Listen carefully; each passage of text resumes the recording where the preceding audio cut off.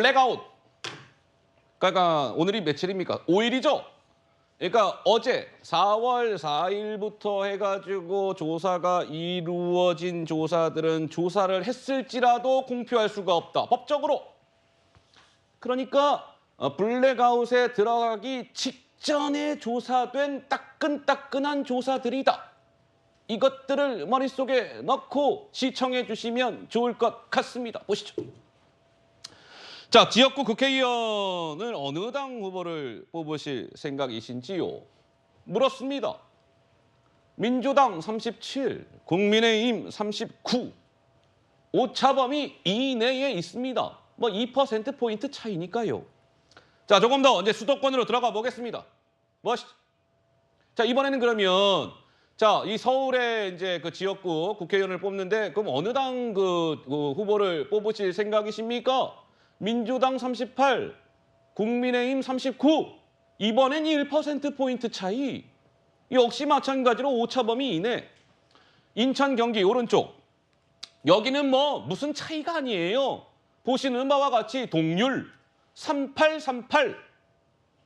뭐 이런 겁니다. 그러니까 전국도 그렇고 서울도 그렇고 인천, 경기도 그렇고 지금 양당이 초박빙 양상을 보이고 있다. 뭐 이렇게 봐야 하는 것인데 먼저 그렇다면 저러한 상황 속에서 조금 더 이제 구체적으로 들어가서 지역구들을 몇 군데 살펴드리도록 하겠습니다. 한강벨트의 핵심 지역 바로 이곳인데요. 목소리 먼저 들어보시죠. 4월 10일은 무슨 날? 바로 심판의 날입니다. 동작 구민 여러분을 믿고 가도 되겠습니까? 지금 유산명 후보가 3표가 부족하다고 합니다. 한 분이 3표씩만 더 모아주시면 너끈하게 이길 수 있습니다. 믿으십시오. 가서 무조건 찍으십시오. 가서 국민만 보고 찍으시면 나경원이 여러분을 위해서 쌀 겁니다. 굉장히 오래됐지만 아직까지도 할 일이 너무너무 많이 남아있고 대한민국을 이끌어갈 사람입니다. 나경원입니다. 저희가 이제 서울 동작을입니다. 동작을. 그런데 동작을의 후보들이 아니라 지금 양당 대표들의 목소리를 전해드렸죠. 이유가 있습니다. 왜? 국민의힘도 그렇고 민주당도 그렇고요. 이 동작을에 엄청나게 공을 들이고 있습니다. 여기만큼은 반드시 이겨야 돼. 뭐 이런 겁니다. 그래서 양당 대표의 목소리를 들려드렸는데 자, 여론조사 보시죠. 이렇습니다. 좌측, 우측. 좌측은 보시는 바와 같이 1%포인트 차이.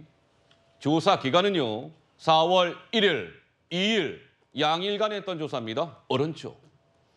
이번에는 블랙아웃 딱 직전까지 한 거네요. 4월 1일부터 3일까지 한 조사.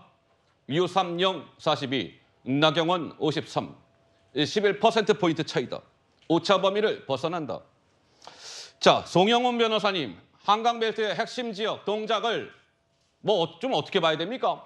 여론조사가 지금 보시다시피 두 조사가 차이가 크게 그러니까요. 나지 않습니까? 그게 저런 현상이 벌어지는 이유가 국회의원 선거 여론조사는 표본이 500명 이상이면 발표를 할 수 있습니다. 그러니까 상대적으로 표본이 적다 보니까 여론조사마다 저렇게 들쭉날쭉합니다. 그렇기 때문에 그 유권자들께서 꼭 기억을 하셔야 될 것은 여론조사가 최종적인 선거 결과가 아니다. 그러니까 내가 투표를 해야지만 그걸로서 선거 결과가 정해지는 것이기 때문에 내 한 표 한 표가 소중하고 내 주권을 정확하게 행사해야 된다라는 점이 되겠습니다. 실제로 2000년 총선에서요. 경기도 하남에서는 그 3표 차로 결과가 나와서 몇 표 차이요? 3표 차입니다. 3표요? 예, 그래서 재검표까지 했는데 결국은 2표까지밖에 안 줄어들었던 그런 사례가 있고요. 2016년에 인천 부평갑에서는 26표 차이로 당락이 갈렸는데 네. 역시 재검표를 했지만 23표까지밖에 줄어들지 않았던 그런 사례가 있습니다. 그러니까 우리 시청자들께서도 모두 한 표 한 표 꼭 행사하시라는 그런 말씀을 드립니다.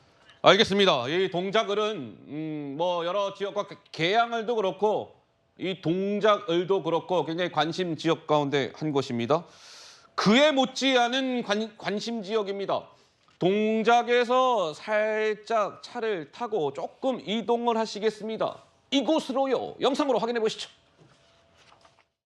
지금 현재 동서울터미널 이제 현대화 사업은 추진이 되고 있고 구이공원을 대체 부지로 한다는 이야기가 있는데 이게 맞습니까? 서울시랑 잘 통하시니까 아시지 않을 거 아닙니까? 그때는 또 서울시랑 잘 통한다고 답변을 해주시고 왜 그럼 답변 본인은 주십시오. 국회의원이면서 그걸 모릅니까? 그 동서울터미널 정상화하겠다고 하는 것도 4년 전에 본인이 공약한 거 아니 아니에요? 구의공원을 대체부지로 하는 거냐고요. 예, 그걸 왜 모르고 있냐고요. 그건 그런 것도 모르는 지금 국회의원이 무슨 지역에 일을 한다고 하는 겁니까? 본인이 답변을 해보세요. 모르는지 아는지. 제가 지금 묻지 않았습니까? 아니 본인이 답변을 하시라고 아는지 모르는지 모른다 그러면 제가 답변을 해드릴게요. 지금 뭐 무슨 장학 퀴즈 합니까? 아니면 OX 퀴즈 합니까? 아니. 상대방에 대한 예의가 아니지 않습니까? 야, 이게 뭐 토론에도 뭐 엄청난 지금 신경전이 있었습니다. 자, 동작을에 이어서 이번에는 서울 광진을입니다. 여론조사 한번 보시죠. 좌측, 우측. 좌측. 3월 31일부터 4월 2일까지 한 조사는 자, 고민정 존칭 생략하겠습니다. 고민정 48, 오신환 39, 9%포인트 차이입니다. 저것은 오차 범위를 벗어나는 숫자로 고민정 후보가 앞서고 있었습니다. 자, 오른쪽 보시죠. 오른쪽 조사 기간은 4월 1일부터 3일까지, 그러니까 블랙아웃에 들어가기 직전까지 돌린 조사입니다. 자, 고민정 48, 오신환 43, 5%포인트 차이. 오차 범위 밖이었던 것이 오차 범위 이제 안으로 됐습니다. 물론 조사 기관은 다릅니다. 자, 그런데요, 이 광진을 지역이 흥미로운 것이 보시죠. 2020년도 총선 때 고민정 후보가 그때 이제 초선이 된 거잖아요. 국회의원에 당선이 됐는데 그 당시에 국민의힘 그때는 이제 당명이 미래통합당이었죠. 그때 오세훈 후보랑 붙었는데 표 차이가 얼마 안 났습니다. 2,746표 차이로 고민정 후보가 앞섰던 지역. 그런데 2년 후에 있었던 이번 대선에서는 어떠했느냐. 국민의힘의 윤석열 후보는 광진을 지역에서 5076, 민주당의 이재명 후보는 45.37, 5.39%포인트 차이로 그 당시에는 국민의힘의 윤석열 후보가 앞섰다. 주거니 받거니. 이번에는 어떠할까? 물음표.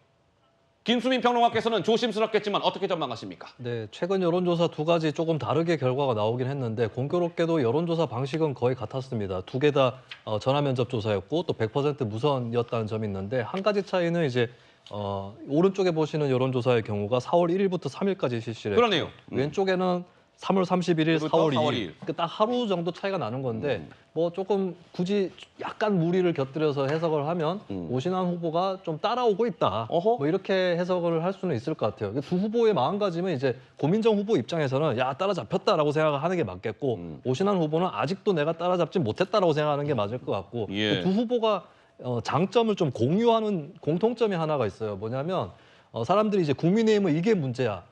또는 민주당은 이게 문제야라고 했을 때 거기서 좀 비껴나 있는 후보들입니다. 예. 고민정 후보 같은 경우는 사실 세간의 여론을 보면 친명보다는 친문이 비호감도가 낮다. 이거는 좀 공감할 수 있는 말인 것 같아요. 네네. 그런 의미에서 좀 친명에 대한 비호감에서 비껴나 있는 것이 고민정 후보고 그리고 최근에 국민의힘 후보들 선거 공보물을 보면 윤석열 대통령 사진은 안 쓰는데 예. 왕왕 오세훈 시장 사진을 쓰는 경우가 있습니다. 그래요? 그러니까 오세훈 시장이 윤 대통령보다는 호감도가 높은 편이고 오신환 후보는 또 친 오세훈 이미지가 있죠. 예. 그런 측면에서 두 후보가 강점이 다 있어요. 그 정당의 핵심 부정적 이미지에서 벗어나 있다. 아하. 그런 의미에서 인물 대 인물의 싸움이 되지 않을까 이렇게 전망을 해봅니다. 자, 동작을 찍고 광진을에 이어서 이번에는 서울을 살짝 벗어나서 경기도 지역 가운데 한 곳을 살펴드리도록 하겠습니다. 영상으로 확인해 보시죠.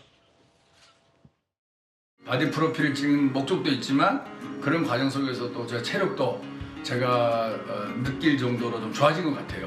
그래서 앞으로 남은 선거 기간을 더 빡세게 할 수 있는 기초 체력을 좀 키우지 않았을까 생각하고 있습니다.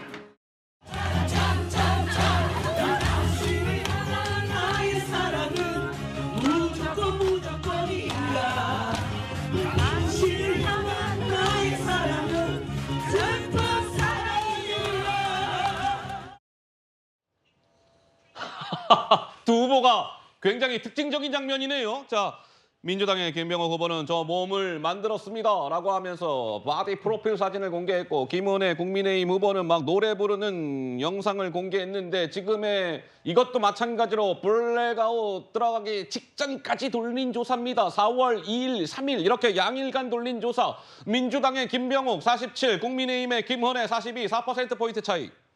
오차 범위 이내에 들어와 있다. 승부 모른다. 뚜껑을 열어봐야 한다. 뭐 이런 겁니다. 자, 이번 254개 지역구 가운데 각 당이 판단하기로는 한 50개에서 한 60개 사이가 누가 이길지 모르는 박빙 지역이다. 뭐 이렇게 판단을 하고 있으니까요. 다음 주 수요일 투표 이후의 결과를 글쎄요, 지켜보는 수밖에 없을 것 같습니다.